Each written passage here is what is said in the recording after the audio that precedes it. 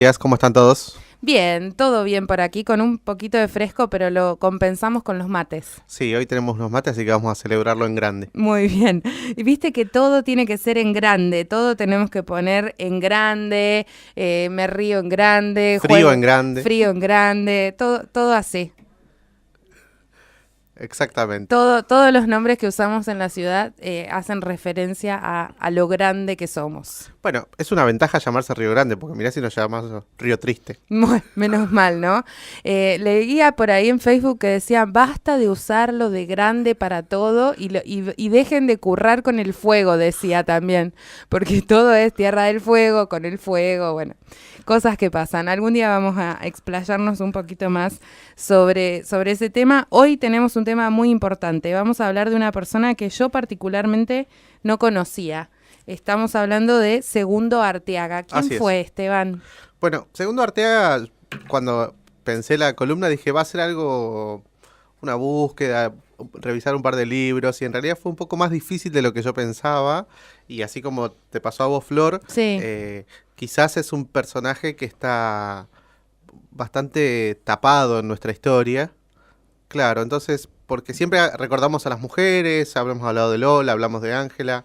Me eh, suena el nombre, tengo que reconocer que me suena, pero la verdad que no sé quién fue, qué hizo. bueno, Segundo Arteaga fue un indígena riograndense, hijo de madre Ona, que se llamaba Caitgen, y de un padre chileno que se llamaba Antonio. Él nació en el año 1911, el 20 de julio de 1911, en Estancia Ruby. Ujú. ¿Sí? Si bien tuvo 5 hermanos, él es el único que era mestizo, el resto de su familia, de sus hermanos eran todos puros y, y fallecieron, ¿sí? Al poco tiempo fallecieron en la misión salesiana. Él recuerda o tiene muchas memorias y esto lo recopila Mingo Gutiérrez en H. Cuño y Golpe, y después estuve viendo unas entrevistas que les hizo Luis Buoto. Sí, el apellido les va a sonar Sí, conocido. Eh, pariente del intendente de Ushuaia. no sé si es pariente del intendente de Ushuaia, pero podría ser, ¿sí? Puede ser un tío, padre, la verdad lo Ujú. desconozco. Pero que es un empresario turístico. Y en ocasiones un viaje a Río Grande fue al albergue San Vicente de Paul Sí. y habló con don Segundo Arteaga y pudo hacerle una entrevista, así que ahí también pudimos obtener un poco más de información. Segundo Arteaga, como les decía, él hablaba ona, pero, o sea, manejaba la lengua, pero se había olvidado. Él decía que, como no tenía con quién hablar, él fallece en el año 1998. Ujú. O sea, ya había pasado mucho tiempo de que sus otros paisanos habían muerto. Entonces él decía que, Claro. si bien hablaba el ona, pero que se había olvidado porque no lo podía usar. Siempre recordaba que hablaba mucho con Rafael Ashton, ¿sí? A quien en algún momento le vamos A dedicar a una dedicar una columna. columna también, ¿sí? Él recuerda muchas cosas de su cultura, dice que era una sociedad matriarcal, habla de una manera algo despectiva respecto del Jaén, diciendo que era toda una fantasía, que les hacían creer una fantasía, la historia del cloquetén. Por lo que él relata y lo que yo deduzco, él no tuvo su Jaén, entonces no consiguió que alguien le cuente lo que había pasado en esa ceremonia, Ujú. lo cual era para él un misterio y algo que Lo como frustraba lo de alguna frustraba de alguna manera. manera exactamente. Y así en estas memorias que tiene con Mingo Gutiérrez, habla de muchas cosas, ¿sí? Y algo que me parece interesante es que él aprendió a leer y escribir solo a los 13 o 14 años. Mira, Eh, Alguien le dijo cuáles eran las letras del alfabeto y después empezó a asociar palabras y a hacer sílabas. autodidacta. Autodidacta, ¿sí? Y una vez que él empezó a leer y escribir, él recuerda que empezó a leer todo lo que encontró, ¿sí? Y que incluso venían los viajantes y pasaban por la estancia y él le compraba libros y leía. Y de esa manera fue cultivándose, por decirlo de alguna Ujú. manera, que una vez se compró un diccionario enciclopédico con un atlas y eso también le permitió aprender un montón de Qué cosas, bárbaro. ¿sí? Era como muy inquieto en ese sentido. Bueno, la voracidad, ¿no? De alguien que aprende algo nuevo, quizás habiendo sentido por mucho tiempo que estaba quedándose atrás y puede como aprovechar más el tiempo, ¿no? Exactamente, sí. Él vivió mucho tiempo en Viamonte, donde era peón, sí, como la mayoría de los onas que estaban en la zona norte. Él recuerda que en Viamonte había, si bien había unas casas para la peonada, muchos de sus paisanos preferían hacer chozas y vivir en chozas a la antigua, dice, y cuando podían se cazaban un guanaco y comían un guanaco, siempre al modo antiguo. Pero bueno, él tuvo que ir civilizándose, lo voy a decir de esta manera, pero no urbanizándose. Sí, urbanizándose, o sea, en definitiva él vivió hasta 1974, un poquito más en el campo, y luego se vino a vivir a la ciudad.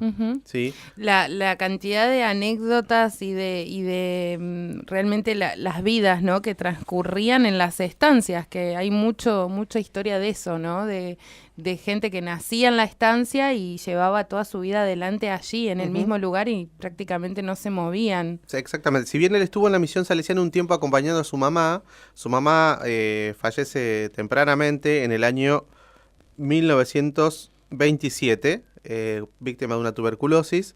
Él decía que no tenía sentido como estar en la misión salesiana, no veía qué podía hacer en la misión salesiana, solamente les enseñaban a tejer, era bastante crítico de algunas cosas, pero también él le dice a Mingo en esa entrevista que está en Chacuño y Golpe, que quisiera ser más indio de lo que soy. ¿Sí? Como volver a las raíces. Con esa añoranza de aquello que fue, y me parece algo potente en ese mensaje. Y después, cuando en esta entrevista que le hace Boto, también hay un sentimiento de añoranza, porque él termina casi ciego de los dos oídos, casi sordo de sus dos oídos y casi ciego también porque veía muy poco. Entonces la entrevista, cuando vean la entrevista, si la quieren hacer, está en YouTube, el entrevistador tiene que gritarle muy fuerte para que él pueda sacar alguna conclusión, y ahí evoca sus memorias. Es un personaje muy interesante que durante muchos años del asilo salía a caminar, salía a pasear. Y falleció en el hogar San Vicente de Paul, acá al frente del hospital. En el año 1998. ¿Y sabemos si tuvo hermanos o fue hijo único? Tuvo 5 hermanos. ¿Y qué pasó Todos con esos murieron. hermanos? Wow, qué triste. Todos murieron, entonces él estaba solo y además fue un soltero, un solterón, digamos. Sí, no tuvo hijos tampoco.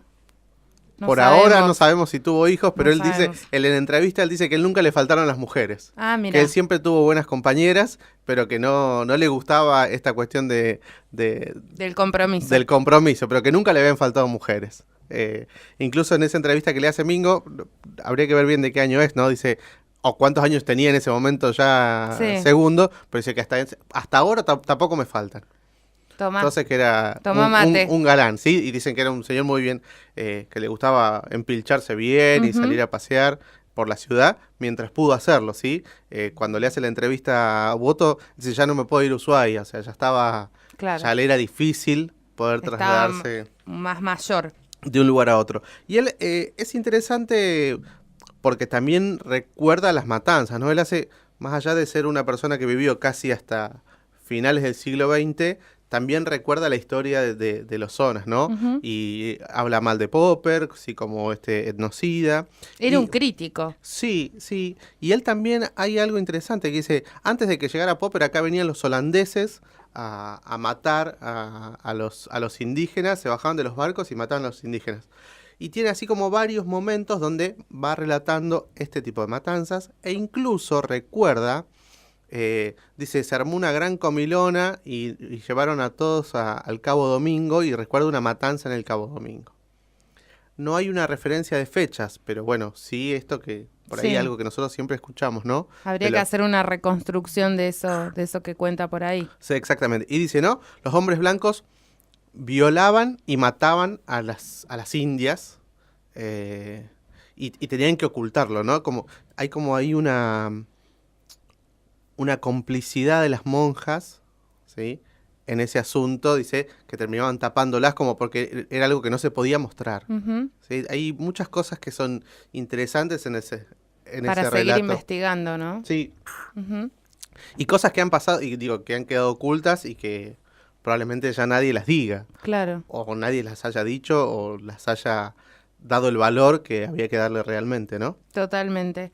Bueno, la verdad que es súper, súper interesante la vida de Segundo Arteaga. Hace 20 años que falleció, este año se cumplen 20 años. Sí, en agosto se cumplen 20 años. Y quería decir algo, Anne Chapman, en su libro Fin de un Mundo, se lo dedica a él. ¿Eran amigos? Eran amigos, Mirá. ¿sí? Eran amigos y ella le dedica y lo nombra en varias partes de su libro, si bien no hay ninguna entrevista o ninguna transcripción Sí. de diálogos entre Anne Chapman y Segundo, es muy interesante porque el libro se lo dedica a él. Bueno, quizás él le aportó datos, ¿no? Y también la fue guiando en la escritura. Sí, sí, sí, sí. Una cosa, un dato más, y ya vamos cerrando en relación a la vida de Segundo Arteaga, es que hace el servicio militar en Esquel, Ah, mira. ¿sí? En Chubut. Y ahí conoce a muchos tehuelches, que él los trataba como sus paisanos también, ¿no? Porque formaba, digamos, este sentimiento indígena Sí, sí, sí. iba De más pueblos allá de su... originarios. Exactamente, entonces él dice que él podía irse a otros lugares a visitar gente porque tenía muchos paisanos, porque había conocido muchos tehuelches cuando estuvo en la zona de Esquel. Recordemos, la zona de Esquel es una zona eminentemente con mucha población indígena y él estaba muy tranquilo de eso. Y las últimas cositas para hablar sobre su opinión acerca del exterminio ONA es que él cree varias cosas. Primero que fueron indios mansos, lo dice en estos términos. No hubo una resistencia fuerte a la llegada de los blancos. No hubo una resistencia, dice, él hablaba de los mayas, hacía comparaciones un poco raras. Sí. Y después dice que, por ejemplo, acá no se valoraba el oro, ¿sí? El oro no tenía un valor. Recordemos que Julio Popper viene a extraer oro de las cuencas de nuestras costas. Dice, para nosotros el oro no tenía valor, entonces no había que hacer una defensa de eso. Lo que había que hacer era Claro. una defensa de la tierra, que tampoco se hizo.